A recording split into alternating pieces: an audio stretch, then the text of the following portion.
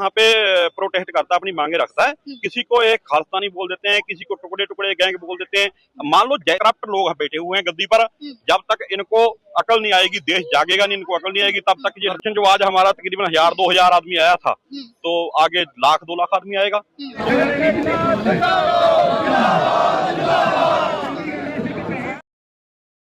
जो साबका सैनिक कमेटी है पूरी ऑर्गेनाइजेशन जितना भी है, हमने पूरे इंडिया की जो संस्था बनी हुई है हर राज्य में सभी को कॉल दिया था, लेकिन यहाँ पे ज्यादातर पंजाब की जो संस्था बनी हुई है वही पहुंची है। तो हम सारे देश से ये बोलना चाहते हैं यार, मांग पूरे देश की है। अगर अग्निवीर आ रहा है 4 साल के बाद वो घर चला जाएगा, उसका कोई लैब सिस्टम नहीं बचेगा, उसके बाद में उसको कोई पैसा नहीं मिलेगा, कोई उसको पेंशन नहीं मिलेगी, कोई उसको सहूलत नहीं मिलेगी। अगर वहां पे बंदा शहीद हो जाता है तो उसको कोई भी पीछे परिवार को कोई सहूलत नहीं मिलती है।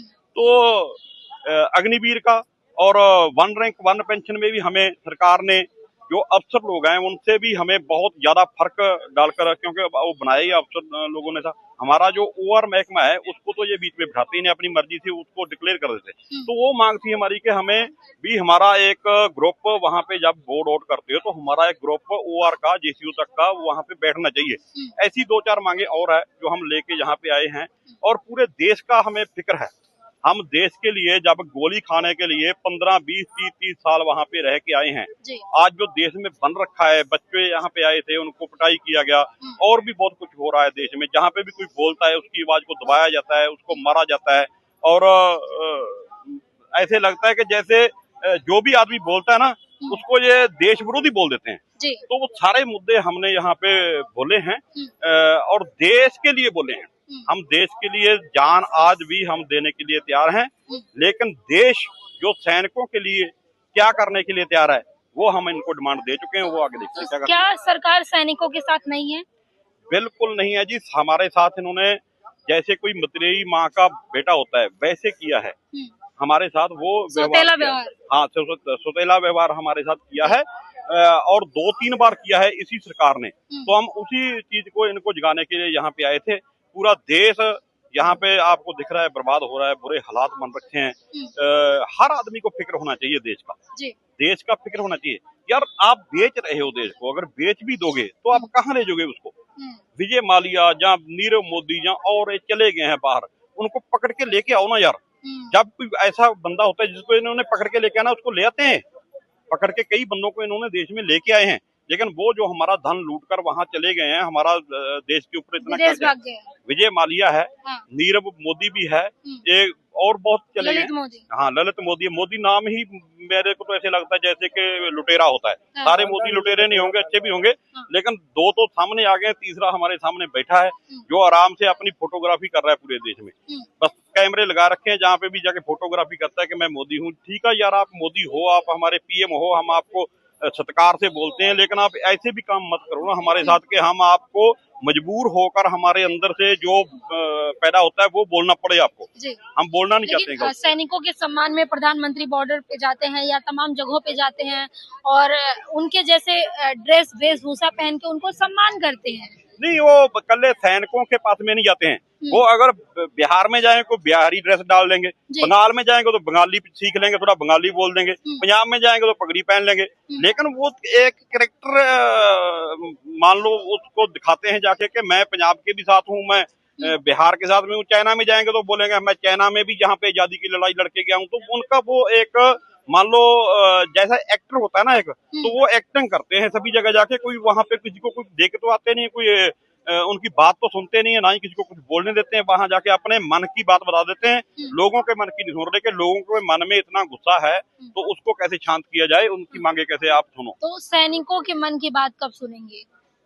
ये तो पता नहीं, अगर प्यार से सुन लेंगे तो अच्छी बात है, नहीं तो फिर जो हमारा, हम तो है ही लड़ने वाले, हम तो देश के लिए लड़े हैं।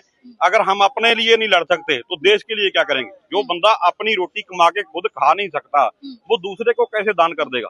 इसलिए अगर ये हमारी जो आज मांगे यहाँ पे रखी गई है इसको मान लेंगे तो ठीक है, नहीं तो फिर हम लड़ाई को और तेज करेंगे। क्या करेंगे आप लोग? फिर ये प्रदर्शन जो आज हमारा तकरीबन 1000-2000 आदमी आया था, तो आगे 1,00,000-2,00,000 आदमी आएगा। तो फिर हम अपने मेडल लगा के वर्दी डाल के पूरा करके अपना आएंगे। और हमारे ऊपर लाठीचार्ज भी कौन करेगा फिर?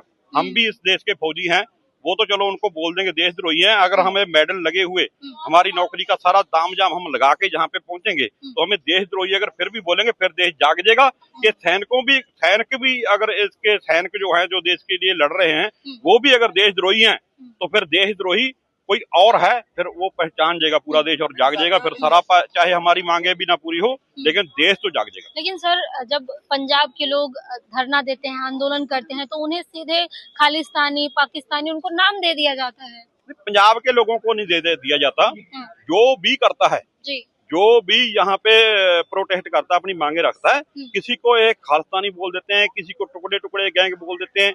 मान लो जैसा कोई आदमी है, जिस कम्युनिटी से है, उसको उसी कम्युनिटी के मुताबिक ये नाम दे देते हैं कि ये देश का मान लो विरोधी है जी, देश तो तोड़ने वाले हैं। हाँ, अकेला हमें खालिस्तानी नहीं बोलते हैं। ये पूरे देश के किसी भी हक मांगने वाले बंदे को देश विरोधी साबित कर देते हैं, बस इनका यही काम है। तो आने वाले समय में पंजाब में सर चुनाव है, उसको लेके क्या कुछ है? सैनिक नाराज हैं, आप कह रहे हैं, किसान नाराज है, मजदूर नाराज है, क्या कुछ लग रहा है? क्या भगवंत मान सब कुछ बढ़िया कर रहे हैं? बिल्कुल, भगवंत मान जो है वो कुछ बढ़िया नहीं कर रहा है जी। वो भी इनका बंदा है, अमित शाह के साथ मिला हुआ है।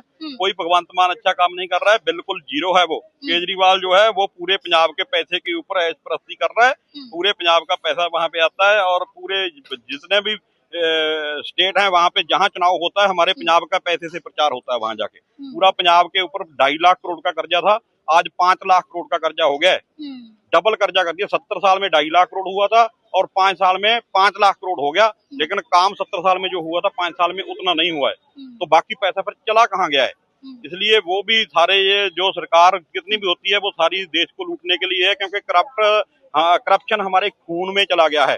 और खास तौर पे जो राजनेता लोग हैं हमारे, जितनी भी पार्टियों के हैं, कोई भी है, मैं किसी को नहीं बोलता हूँ कि कांग्रेस ईमानदार है, पूरे जितने लोग हमारे ये हैं राजनीतिक लोग, ये पूरे मान लो 99% करप्ट लोग बैठे हुए हैं गद्दी पर।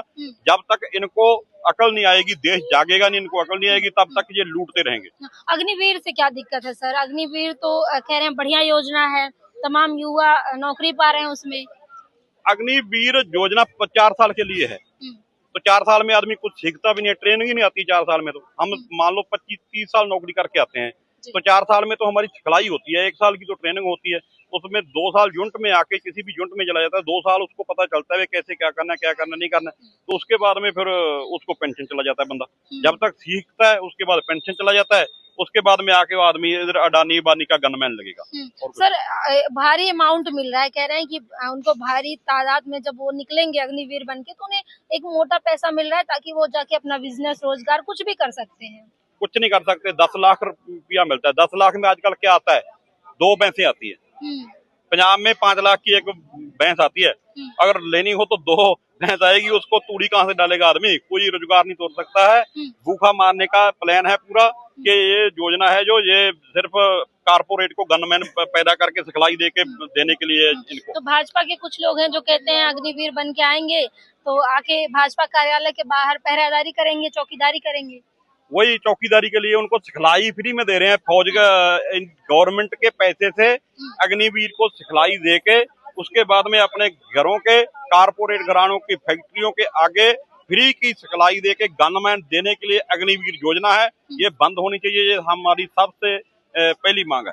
सर, मुख्य मांगे क्या है? आज जंतर मंतर आने की मेन वजह क्या है? हमारी बात यही है, अग्निवीर है, उसके बाद 1 रैंक 1 पेंशन है, अभी पे कमीशन आउट होने वाला है, उसकी मांग हमने रखी है कि उसमें हमारा जो एक वफद बैठना चाहिए JCO OR का भी, और पता चले कि क्या क्या हमें मिलने वाला है। पहले भी हमें बहुत बार धोखा दिया गया है, पे बोर्ड में भी 1 रैंक 1 पेंशन में भी कुछ नहीं दिया गया है। तो ये हमारी मुख्य मांगे हैं। तो क्या लग रहा है अब सरकार सुन लेगी? लगातार आप कह रहे हैं कि मांगे सुनी नहीं गई है। एक सुनती किसी की नहीं है। हम अपना संघर्ष करते रहेंगे, अगर नहीं सुनेगी तब तक हमारा संघर्ष है जो अलग अलग रूप में जारी रहेगा, हम लड़ते रहेंगे।